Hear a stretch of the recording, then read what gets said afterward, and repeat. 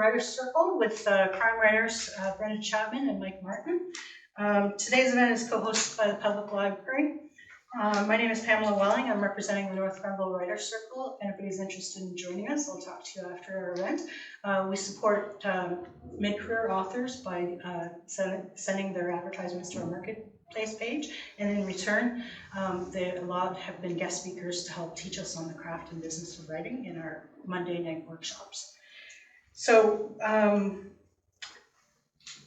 the format for today includes author readings, an interview, and an open discussion, followed by book offerings and signings. On behalf of the Circle and the authors appearing with us today, I extend a special thanks to the North Grenville Public Library, as always, for supporting us aspiring authors and our published authors. I'd also like to thank my IT support today, my assistant, Bobby Neville. Thank you, Bobby. A big welcome to everybody joining us today. We'll start with a short introduction of our two crime fiction writers. Brenda Chapman has authored over 20 novels and novellas, including the Stonechild and Rouleau police procedural series set mainly in Kingston. Closing Time is the 7th and final book in the series. Her Anna Sweet mystery series were written to support adult literacy or for those looking for a short read. For middle grade readers, she created the Jennifer Bannon mysteries. When Last Seen, released in 2023, is the second of her new Hunter and Tate mystery series. The books involve Ella and Tate, a true crime podcaster, and Liam Hunter, a detective with the Homicide and Major Crimes Unit. Brenda lives in Ottawa, the setting for her Hunter and Tate mystery series. Mike Martin is the author of the Sergeant Windflower Mystery Series set in Newfoundland. There are currently 13 books in the series, including his most recent release, All That Glitters. Sergeant Winston Windflower is an RCMP officer and a Cree from Northern Alberta. Mike has written 2 holiday novels, Christmas in Newfoundland, Memories and Mysteries, Book 1 and 2.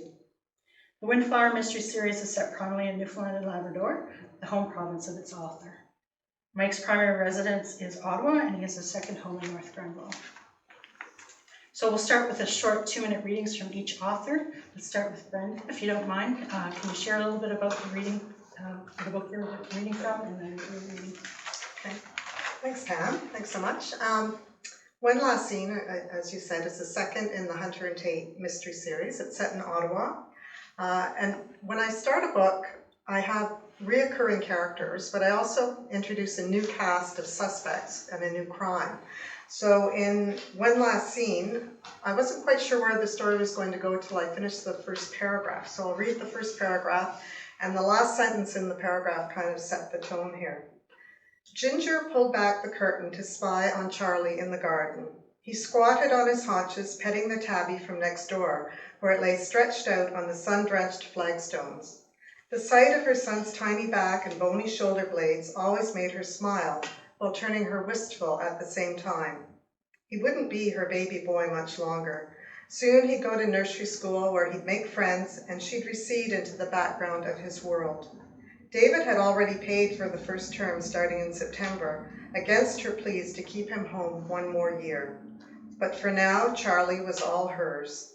The brilliant sunshine made his hair more golden than brown, more her color than David's in the halo of light. She let the curtain fall back into place and turned to the stove as the kettle whistled. He'd be fine by himself a minute longer. And of course, he's not fine by himself a minute longer. And when she goes out with the drinks, it's a hot July day, he's missing, and she can't find him. And I'm just going to skip ahead to one little more bit, and this is kind of setting the ominous tone. A crow launched itself from the top bough of a pine next to her and cawed on its flight path above her head into the cottonwood trees on the other side of the fence. Crows had left her apprehensive ever since she read Macbeth in high school. She couldn't remember the words, but knew that a crow or a raven sitting atop one's house was a very bad omen, a foretelling of death. She gazed at the blueness of the sky for a moment, wishing for clouds to filter the unrelenting sunlight that left her drained and lethargic. Her eyes dropped and she scanned both sides of the yard again, and more methodically now as she checked behind every bush and tree, calling Charlie's name at increasingly louder volumes and shorter intervals. She reached the deck and hurried up the steps. Charlie liked to play hide and seek, but he'd never lasted this long before jumping out giggling into her arms. She had no idea how he'd have slipped past her into the house, but she entered by the sliding glass door and went through each room regardless, returning breathless to the backyard 5 minutes later. The worry had burgeoned into a nauseous panic. Thank you, Brenda. Now we'll hear from Mike. I'm always, every time I hear Brenda read, I think, what a great writer. So it's always a challenge to follow somebody great. I'm going to read a little bit from All That Glitters, the latest book in the Sergeant Windflower Mystery Series. And I think it probably gives you a flavor of the Windflower books, which are set in Grand Bank, which is a small community in Newfoundland. Kind of like Kentville in some ways, right? It's got that a completely different setting, but it's got that small town feel, and I guess it's designed to be comforting, to be a pleasant read, with a little touch of suspense. So hopefully I get it in this reading. Winston Windflower looked out his window at the dogberry tree next door. It was so full of berries that the branches almost touched the ground. According to local folklore, many berries meant a miserable and hard winter ahead. Windflower wasn't that sure. Late August in Grand Bank, Newfoundland, on the eastern tip of Canada, was nearly perfect. All the summer heat and humidity had burned itself out, and the forecast called for sunny, mild days all week. That was good, for two reasons. First, he hoped to go blueberry picking a few more times this season, when the B&B finally started slowing down after a very busy summer. But even more importantly, next week he would start a new job as community safety officer for the combined communities of Grand Bank, Fortune, Garnish, and Frenchman's Cove. He sipped his coffee and wondered how that happened. Not that long ago, he'd been an RCMP officer, something he once thought he'd be forever. But a series of events propelled him towards his current situation, not the least being that the powers that be had decided to close the RCMP station in Grand Bank. But he'd been thinking about this eventuality and leaving the Mounties for some time now. I'm just going to go skip ahead. That's sort of the way they sort of starts. And the next piece in the same chapter is introduces Windflower and his family. And so he was just leaving his house when his wife, Sheila Hillier, pulled into the driveway. His two daughters, Stella, almost 6, and Amelia Louise, 3.5, ran up to meet him first. He struggled to get away from them, but ended up on the grass on his front lawn when Lady, the family collie, lovingly attacked him from behind. He pulled himself away from the dog and children and went to help Sheila bring in the groceries. He was walking back to the house with both girls chattering in his ears and noticed the final members of his family, Molly the cat, observing the going-ons from her perch in the window. She was clearly not amused and slunk from sight before Windflower had opened the front door and the girls ran in. "It was a moose, Daddy," said Stella. "A big moose," added Amelia Louise. "Just past Garnish," said Sheila, who came in from behind him, was already putting away groceries in the kitchen. Windflower listened patiently while his daughter told him several versions of the same story and only got away when Sheila offered the girls a cookie. "I've got to get supper ready at the B&B," he said as he snatched his own cookie from the package. When he looked down, he saw a lady waiting hopefully for her own treat. He grabbed a milk bone and handed it to a grateful collie. But now she has a companion. Molly was sitting beside her, looking expectantly at Windflower. "How does she do that?" asked Windflower. "What?" replied Sheila. "How does the cat know when there's treats? She's invisible until she hears Lady getting one." "Female intuition?" offered Sheila. "Yeah, right," said Windflower as he handed over the cat treat. "I'll be back in an hour or so." After hugs and kisses and pats on the head all around, Windflower managed to get out of the house and walk to the B&B.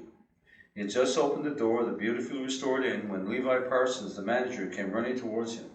"We think he's dead," said Levi. "Who's dead?" asked Windflower. "The man in room 12, said Levi. "Beulah tried to get in to make up his room, but the door's locked and bolted from the inside, and there's not a sound." Beulah, the cleaner and part-time server, came around the corner from the kitchen when she heard Windflower arrive. "I don't know for sure, but there's something funny going on," she said. "We haven't seen him all week, and now there's no answer when I knocks on the door." "Maybe he's sleeping," said Windflower. "His breakfast tray is still outside the door. I knows we don't see much of him, but he always takes his meals in and leaves the empty one outside. Then he goes out in the morning, and that's when I cleans up, said Beulah. Sneaks out, said Levi. I only seen him once, when he checked in. I haven't seen him since. Let's not jump to conclusions, said Windflower. What's his name? Robert Smart, said Levi, from Burlington, Ontario. That's his Cadillac parked on the side. He wanted a safe and secure place for his car. Windflower climbed the stairs to the second floor and walked down the corridor to room 12. He knocked on the door and called out the man's name. No answer. He took the keys from Levi and tried the lock. But they were right. The deadbolt was locked from the inside. One more little piece. He looked at Levi and then at Beulah. Do you have a couple of hairpins I can borrow? He asked Beulah. The woman looked at him funny, but reached into her hair and pulled out one bobby pin and then another. She handed them to him. Don't look, he said to Levi, as he inserted the closed side of one bobby pin into the bottom portion of the lock. Then he broke the other pin in half and pushed it into the top of the lock and jiggled it back and forth. After a while, he could feel the deadbolt moving and finally unlocking. He swung the door open.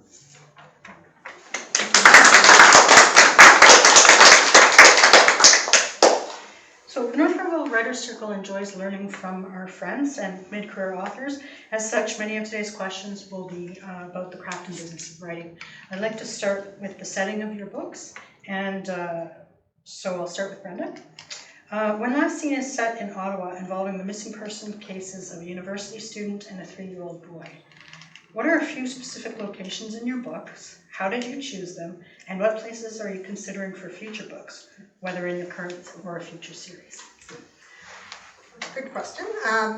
So Ella Tate is my true crime reporter. She's become a true crime podcaster because she got laid off by the paper. And she lives in the Glebe, which is an area of Ottawa near the canal. And it's where I lived before I met my husband, and she's actually in the same apartment. It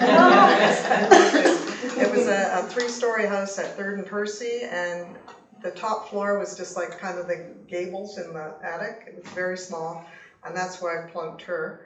I have other areas around Ottawa, so I go downtown into the market.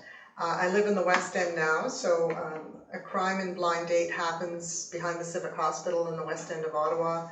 So all those neighborhoods.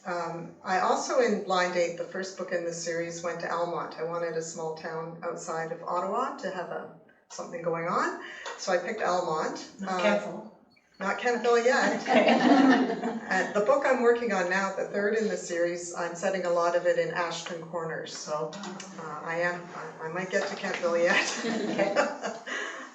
But I picked places where I've been. Quite honestly, I Google Earth, and that helps me choose a location. In When Last Seen, that scene where Ginger lives, it's a place called Loch Isle Road, and I remembered visiting friends in Crystal Beach, which is was the west end of Ottawa, and I thought Loch Isle Road when I picked it because I wanted houses that backed onto the Ottawa River. I thought that it was in Crystal Beach, but I found out it was actually Rocky Point. And I found out because I was with my curling team on a Wednesday evening and mentioned, I'm doing this new book, and I picked Loch Isle Road. And the second on our team said, what end of Loch Isle Road? Because I live on Loch Isle Road. And it actually is the opposite end. But he and his wife had my husband and I out for lunch one day, and we toured the whole neighborhood and walked along the beach. So that gave me a real flavor for that neighborhood. I find, I'm sure you do, Mike, if you actually go to a place or know it intimately, it gives it better flavor to the book. So I try to do that when I can. Terrific. How about you, Mike? Well, I never realized so many places to kill people in Ottawa, but I also look for familiar. The town of Grand Bank is small, and one of the nice things about setting a fictional story in a real place is that you can picture it all the time. You always have that picture of where this is and where that is, and obviously it's not to scale and things are bigger, and the RCMP detachment in Grand Bank is one person, which they did close, by the way. But of course, you can't just have one character as a police officer. You have to have a team. So we added a couple of people to that, and so a little bit of elaboration on the locations. But there's a comfort in the familiarity. Somebody contacted me recently and said, if I go to Grand Bank, will I see any of these scenes from the Windflower books? And I said, absolutely, right? If you walk into the main street, you'll see the Sharon's Nook and Tea Room, which is the model for the Mug Up Cafe in the books. And across the street is the B&B, where Windflower and Sheila bought and restored. And other locations around the Grand Bank area I use in the books that be very familiar to anybody who lives there or anybody who visits there. So it's kind of fun to do that. And the only challenge with setting the books in one area is you got to find enough people to kill. and you can't kill too many locals, right? Yeah, exactly. So almost always it's a visitor or somebody come from away, which is a great sort of Newfoundland way of describing everybody who isn't a Newfoundlander, or somebody really bad in the community, right? But you only get to kill those people once, right? So you always got to be thinking of other people. Mike, do you make up places within the real setting? I do, and I wonder if you do as well. I tend not to, because there's just so many nice places to sort of, I get to imagine them and be there again. And we go down to Newfoundland and Grand Bank, spend 3 or 4 weeks a year down there. And so I don't do that, but maybe I should think about that. The reason I ask is that I visited a book club and I invented a little coffee shop in this series where Ella meets up with Hunter, the cop, and they were going to go look for it, and I said I made it up. It's not really there. So. One of the local authors, Jen Gilroy, has books that are taking place in the States, but she uses an ice cream place in Markville for one of her locations. Kind of fun, I guess. So, Mike, we've already talked about starting Windflower being stationed in Newfoundland, but he's also from Alberta. So how much research did you have to do, and do you go back to Newfoundland very often to just refamiliarize yourself with certain places?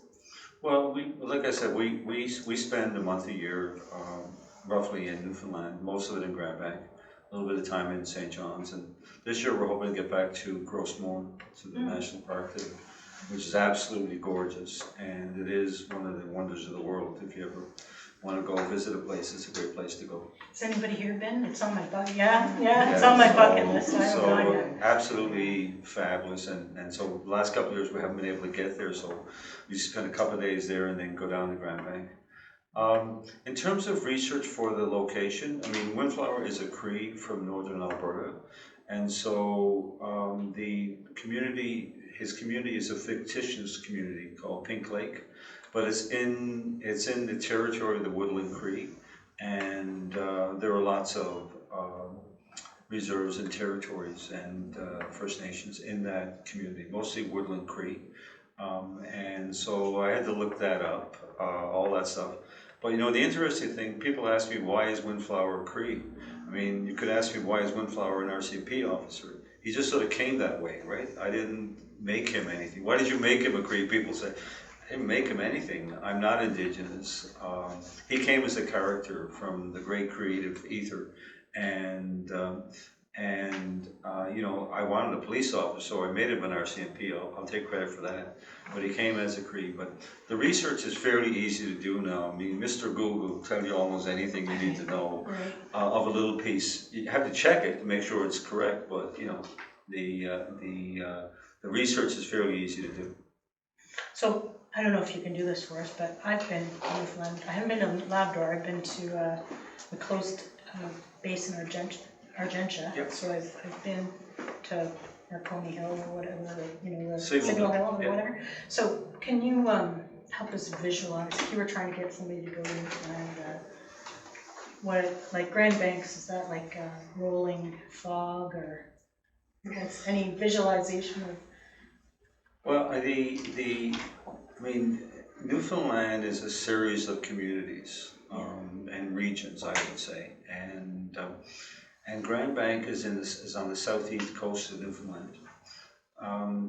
It's actually not easy to get to. You'd have to fly into St. John's, which is the capital city, which you should do because that's a great place to go wander around, and there's a great party central called George Street, which has 50 or 60 bars that you've been here, and a great place to sort of set up a headquarters and do some exploring from there. But Grand Bank is an old fishing community, been around maybe 200 years. It has about 2,000 people. I think at its height it probably had 3,000. And now it's mostly a retirement community, small single homes, no tall buildings. It has a wharf, it has some fishing boats tied up. And the time to go to Newfoundland is not now, but wait for another month and go then, and go between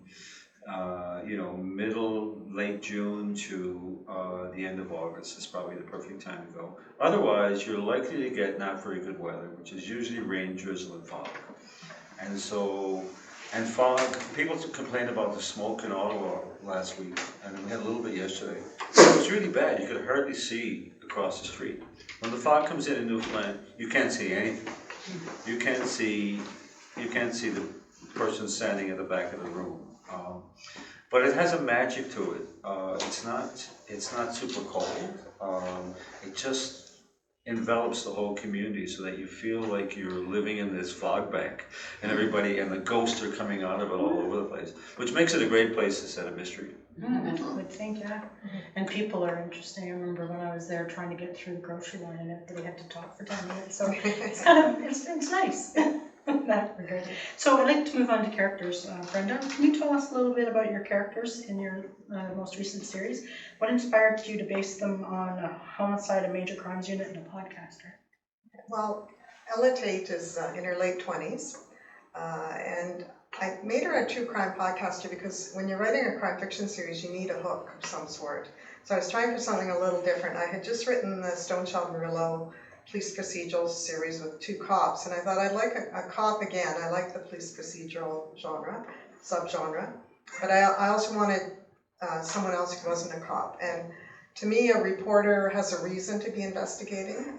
I think you need a reason. You can't, I know that in the cozies it could be anyone, but in a police procedural you really need people that are trained in some sort. So I put the 2 of them together. She's in her late 20s. She's in Blind Date. The first book, it's mainly about her and some awful stuff going on in her life. So you find out that she had kind of not the best growing up years. So she's a little antisocial. But to counter that, I gave her a room, not a roommate, but an apartment below her is a fellow named Tony.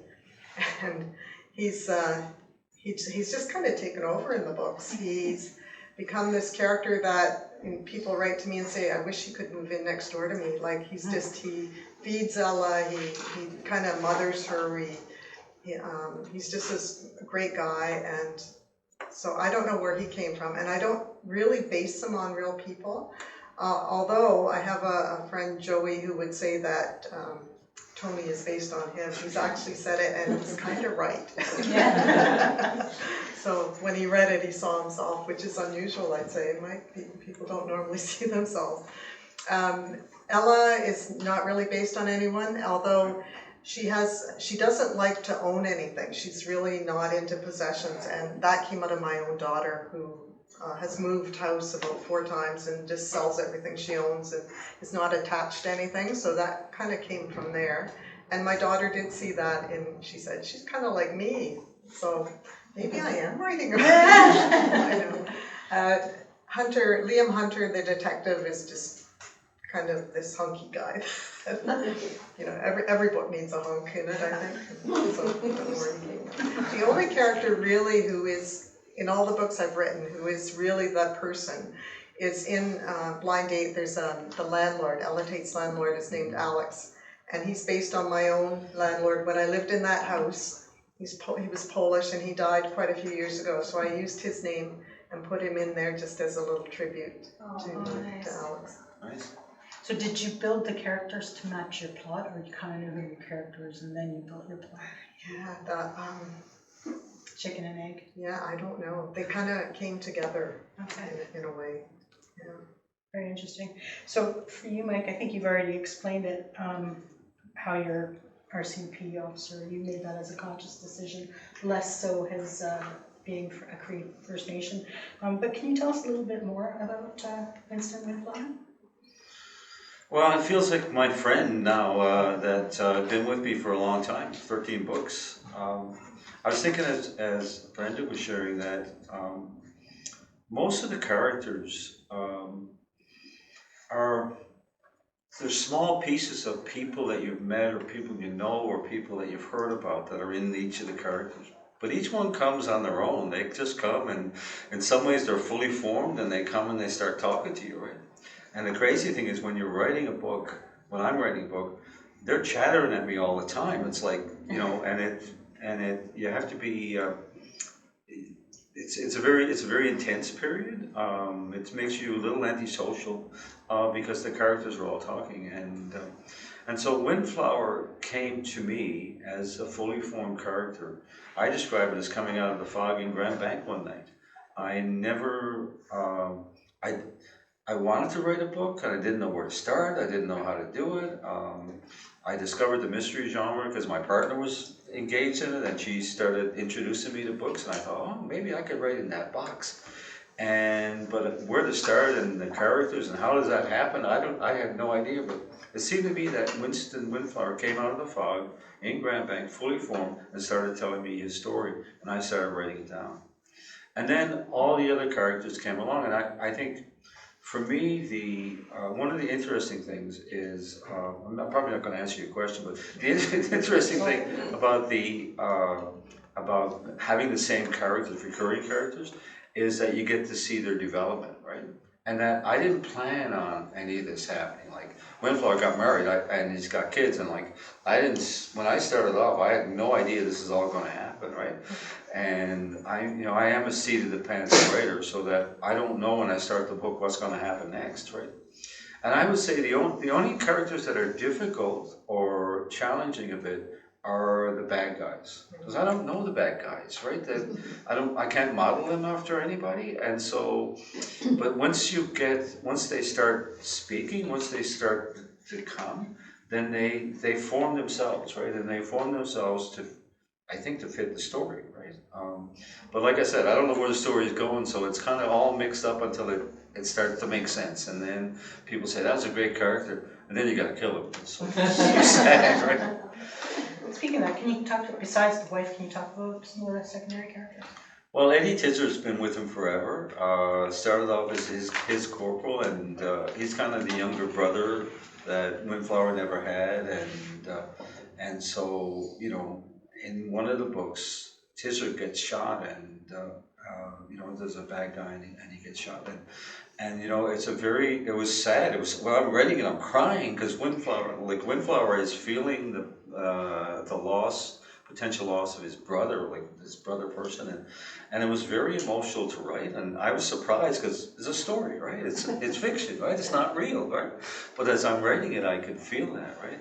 So Eddie Tizard has grown as a police officer, and now is actually moved up in the police as Windflower has taken a back seat because of a couple of things, mostly because he's been an RCP officer for a long time, and now they probably want him to move up or move out, right? They want to transfer him somewhere else, and that's just the way it goes. And he doesn't want to do either, and so Eddie is the younger brother character, sidekick, and every good mystery series has to have a sidekick. However you find it, you have to have somebody. And I often thought that Tizer would be a great character to write another series from, and I may still do that if I have the energy to do that, right? But you know, the other piece that's been interesting is children, right? And Windflower as a father, which I never thought about at all, and that's a really learning experience for me, and I think for Windflower as the children grow and develop, and there's a saying in the Indigenous community that you learn as much from your children as you do from your elders. You just have to listen. Interesting. Right on. So I'd like to move to plot. So Mike was saying that you don't outline, you write, and then build the story from that. Brenda? Yeah, I'm a pantser too. Yeah. I fly by the seat. I normally, when I start a book, I know the crime and who did it and the motivation, and that's about it. And then I just start writing and the characters come. What's great about a series when you have those main characters that you can keep developing, they're already there, and then it's the cast of suspects and with the new crime with each book. But yeah, I don't plot much. I think about it a lot. I'll write a chapter and then think about where I'm going with the next one. But sometimes when you sit down to write, it's completely different than what you thought was going to happen. I do take notes now. I try to make chapter notes of what went on and the timeline, and that really helps with the editing. Because when you fly by the seat of your pants, there's a lot of editing goes into them. Is it easier now that you've written so many books, or? No. No? It would be, but every book is a challenge. Yeah. And you think, is this working? No, it's always... It's interesting. I never used to take notes, but now I do. Because if I don't take notes, then I question whether I'm right or not, whether or not anybody else will know. And I maybe that's just getting older. Maybe that's, Forgetful. forgetful, right? But like, when I started a couple of years ago, I had somebody help me do a character Bible, so that you write them all down. And I do a mini Bible every time now. So I introduce a new character and I write down who they are, where they came from, and also to get the names right. Because, is it Ralph or Randy, right? And you've got now 13 books and you've got another story. But just back to where Brenda started from, I start with the crime. And there's a great crime right now that I want to write about, but I don't have the capacity, but I don't have the information. Don't share it, because I might use it. It's okay, it's weird. Somebody will do it before me, and I have a hook on it anyway, which is at Toronto Airport, there was a robbery of gold, a plane load of gold. Came from Switzerland, went to a holding facility at Toronto Airport and got stolen, right? And, $20 million worth. And no leads, no clues, no nothing, right? And so one of the rumors is that the gold's already been melted down and it's being shipped overseas. And so I thought, well, maybe it will go through Newfoundland. So anyway, but you could have the story, Brenda. If somebody will write it. Somebody will write it as a true crime story, I suspect, right? But anyway, so I know where the story starts, but that's it. I don't know anything else. And usually it will come from the headline. Like there was a couple of years ago, there was biker gangs were moving into Newfoundland, right? Not many of them, but like it's a big deal, right? Because there weren't any. Were very, very small. And there was a crime associated with them after they left. And that's the place I started the book. But I have no idea if they did it or who did it or anything else when I start. I just know that I know the place and I know the crime that I can start with. After that, it's like, I don't know where it's going to go, which makes it really exciting because I don't know where the story ends until I get there, right?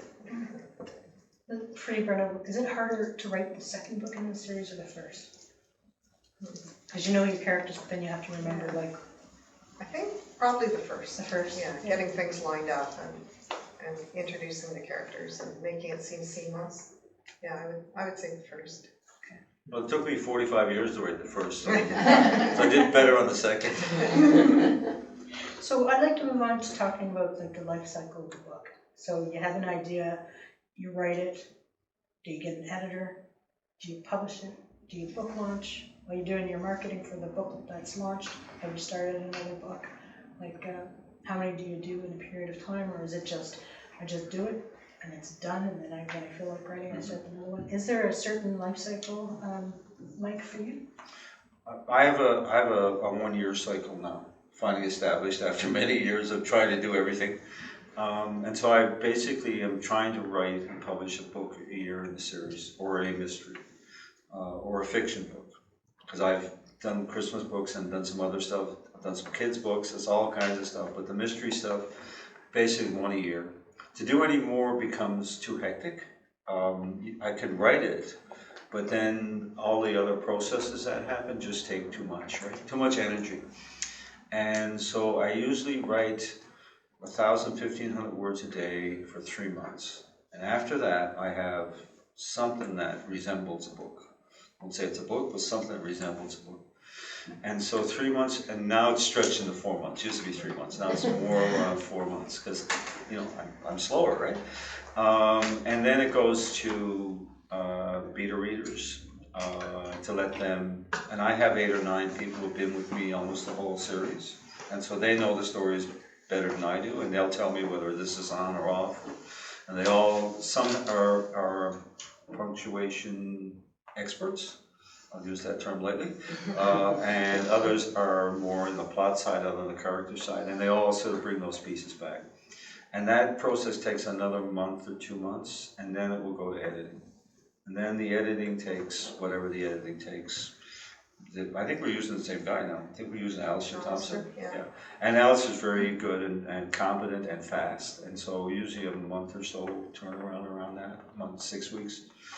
And so that's 6 months. And then it goes over to the publishing side, and they do what they do over there. Usually it takes them another 3 months to get organized. And then the book comes out, hooray! And then we do promo for 3 months on that book. And at the end of that, I'll start writing. Okay. Brenda, how about Yeah, I'm a lot the same, although that first draft for me takes about 8 months. I'm very slow. The editing takes a long time. All of my books were with publishers except the last 2, which I'm trying my hand at self-publishing, which is great in some ways. I get more control. I get to keep all my rights and all of that, but it is a lot more work, and a lot more work with the marketing and all of that. But it's fun too. But yeah, I take about 8 months to write a book. When I was doing the Stonechild and Rouleau series, I was also writing a series of the adult novellas. So I had to do one of each within the year. So I was working full time, I think, for part of that, but managed to get all that done. I don't know why it's taking me so long now that I'm retired from the government. I think that's maybe part of it. Yeah, maybe. But yeah, pretty much the same. And a professional editor is a must, no matter if you're self-publishing or with a publisher. Alistair Thompson was actually the first editor I ever had at Rendezvous Crime, so it's kind of nice to keep up with him. He's freelancing now. I have a professional designer do the covers, the same one who did my Dundurn covers. So yeah, it's I do tend to start the next book almost right away. So I'm in the middle of it when this one came out.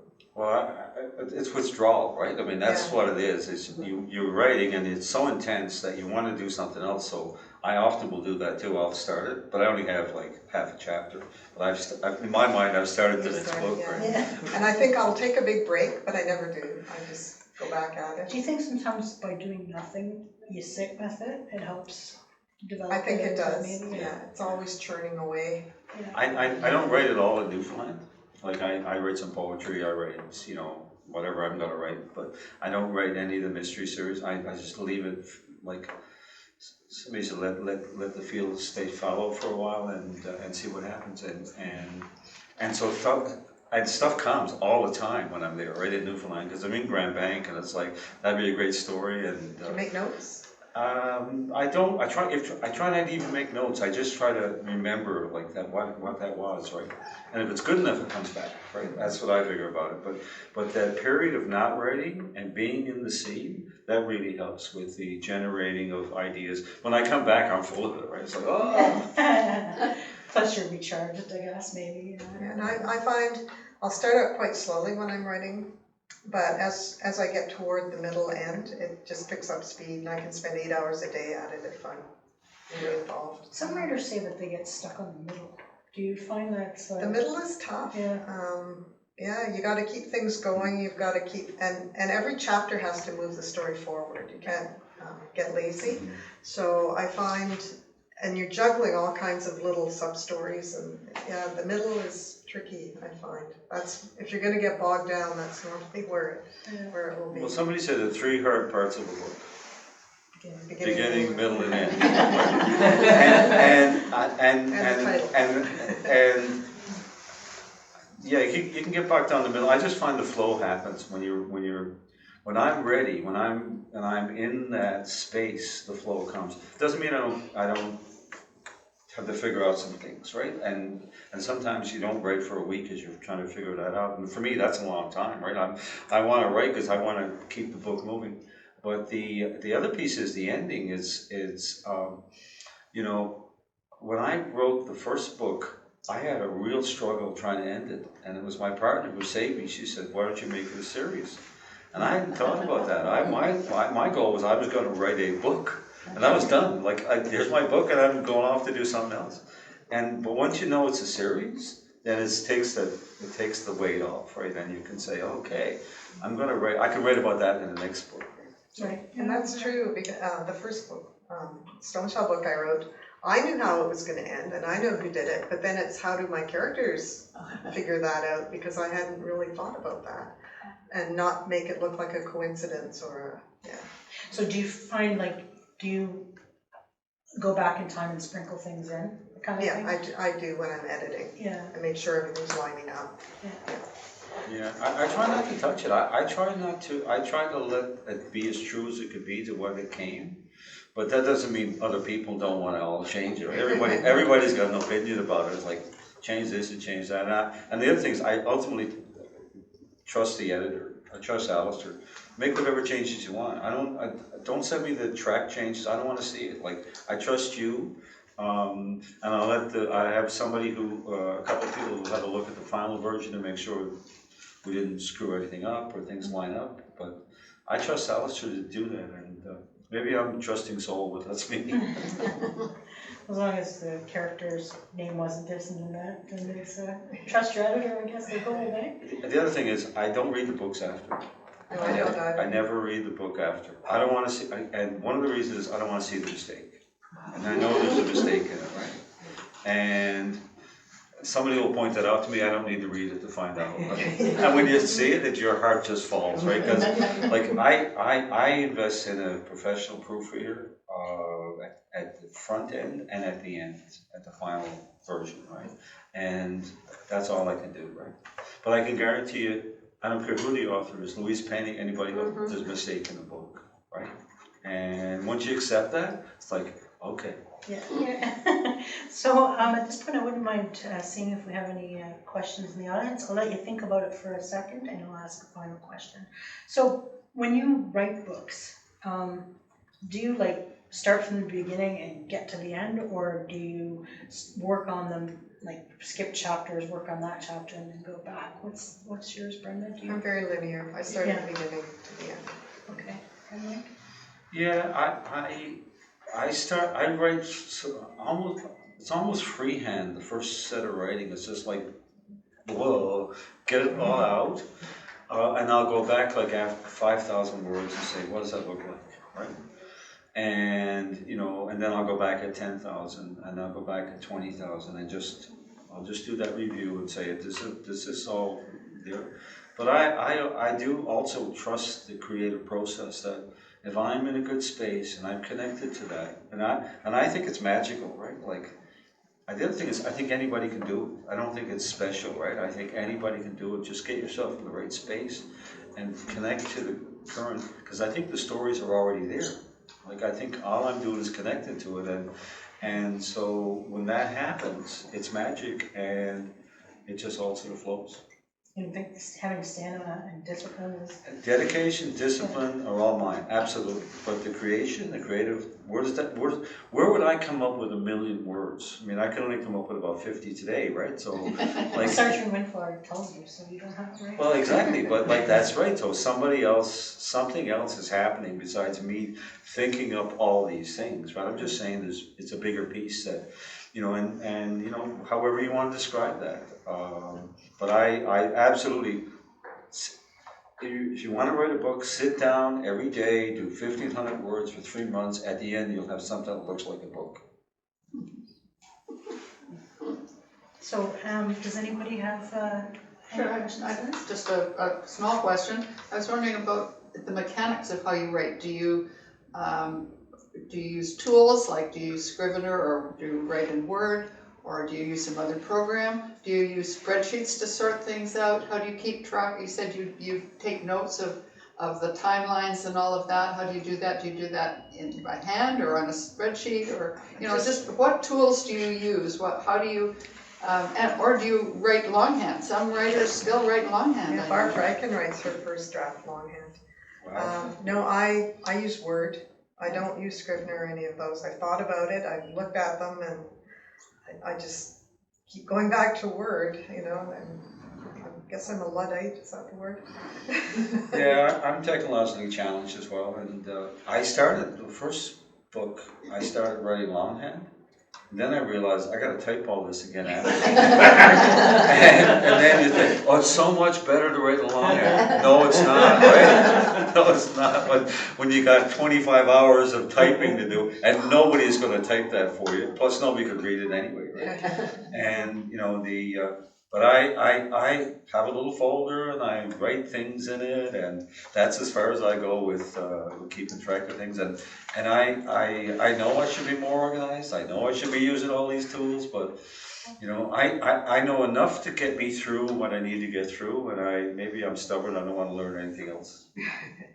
So you mentioned about having to copy. In the old days, before there were typewriters, writers used to write longhand, and then they'd hire somebody to do what they called a fair copy, and that was one that was legible. Yeah. Yeah. I can't imagine Hunter to a computer. No. Anyone else? Sure. Yeah. What really took you from wanting to write formally a book? What took you from wanting to do it to actually doing it? Because there's probably a lot of people who think they would like to do it, but not so many people take the plunge. So was there something specific that got you to that place? Yeah. For me, I had always been interested in writing. I have an English degree and did creative writing at university, but I didn't think I could make a career of it or a job. So I went into teachers college at Queen's and came up here and started teaching. And after I had my two daughters, I thought, I'd like to spend the second half of my career writing.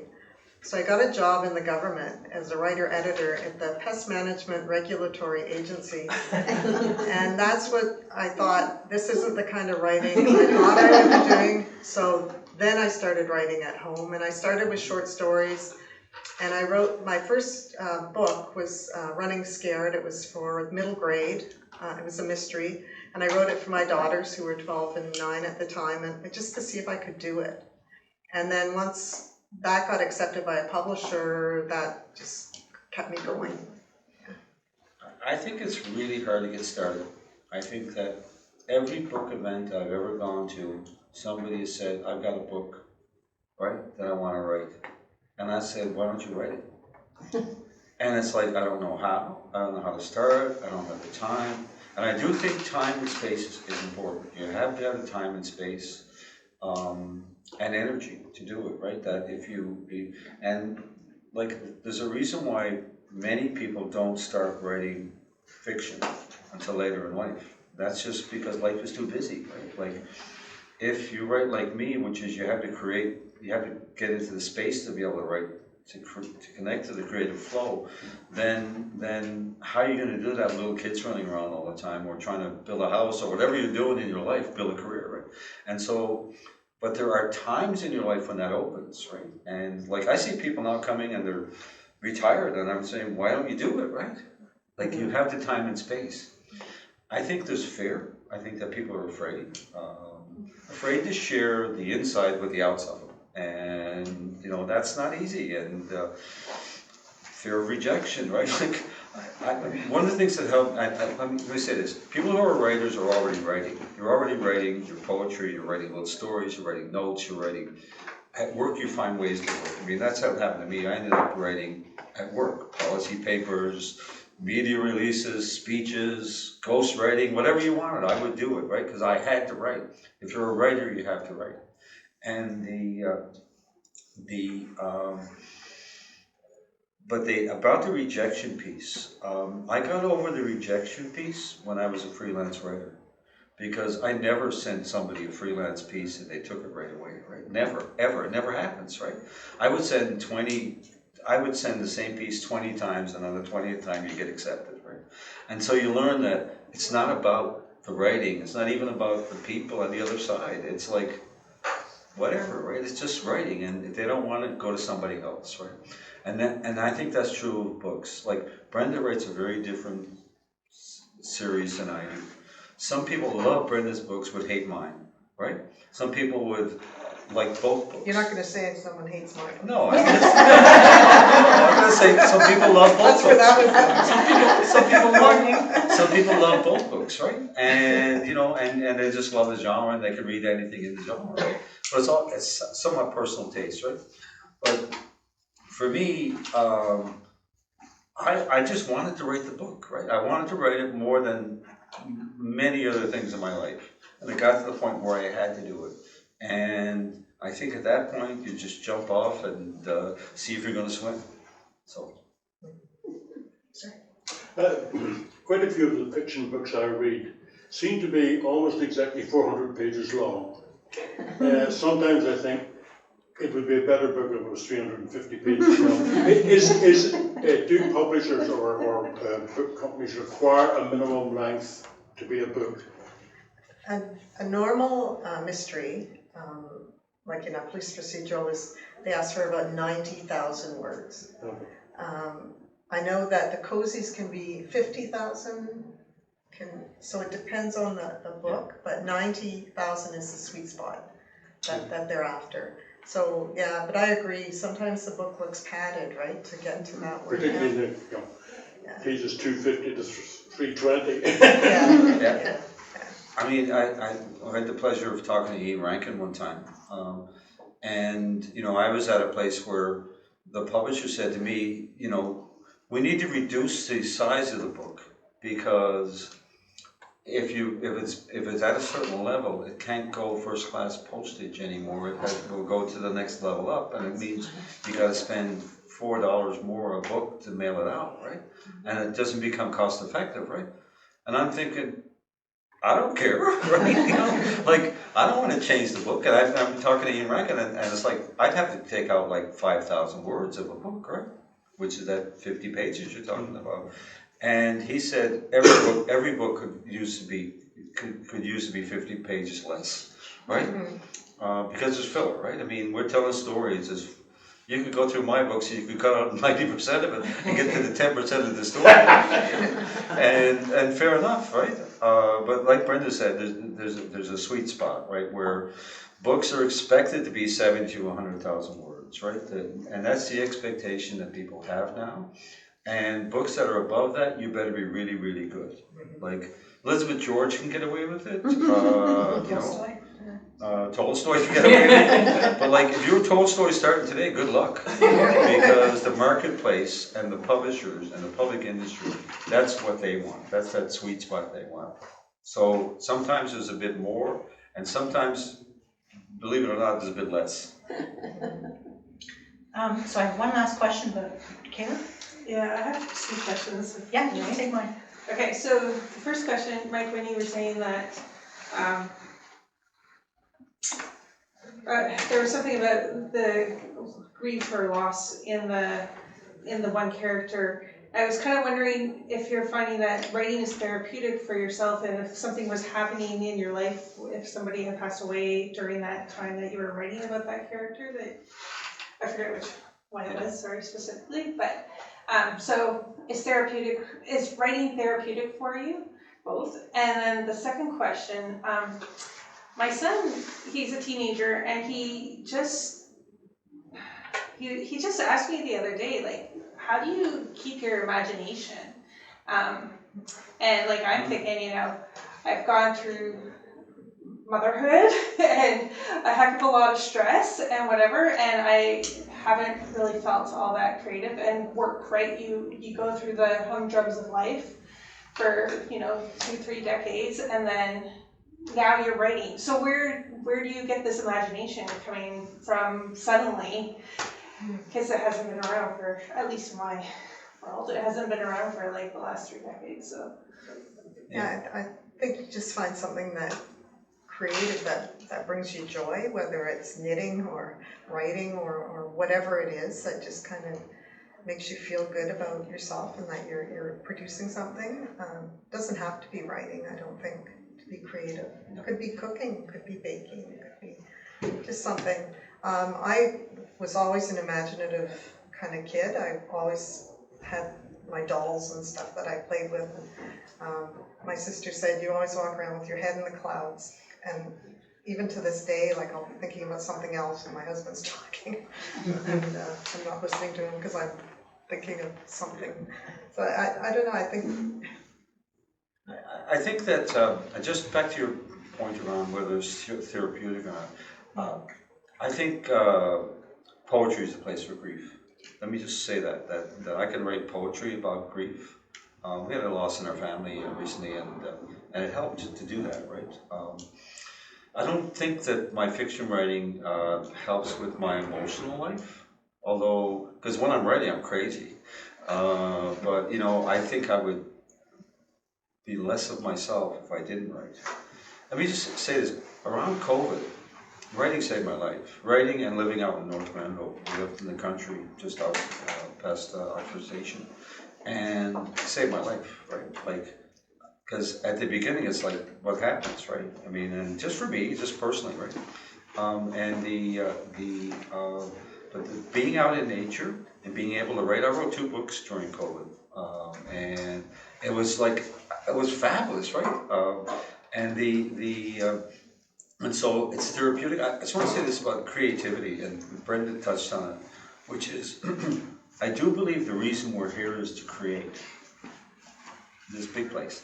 And however you do that, whether it's knitting or crocheting or gardening or writing or whatever it is, singing, whatever it is, that's why we're here. And I think that I feel better when I'm in that place, when I'm writing.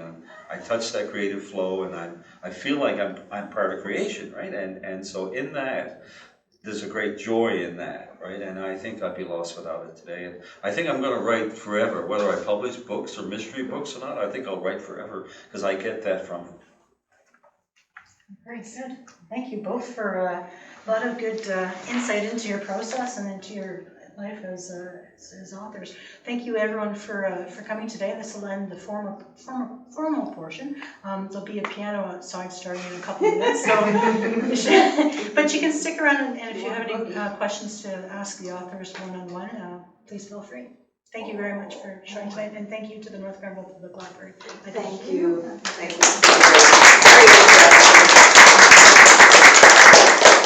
So if you want to check out the latest books of the 2 authors as well, there's some at the back, and you can ask them questions. Thank you. Thank you. Thank you, Pam. Great job. It's great. Thanks, Bobby. Thank you, Bobby. Good done. Thanks, Bobby. We can turn it off. Thank you.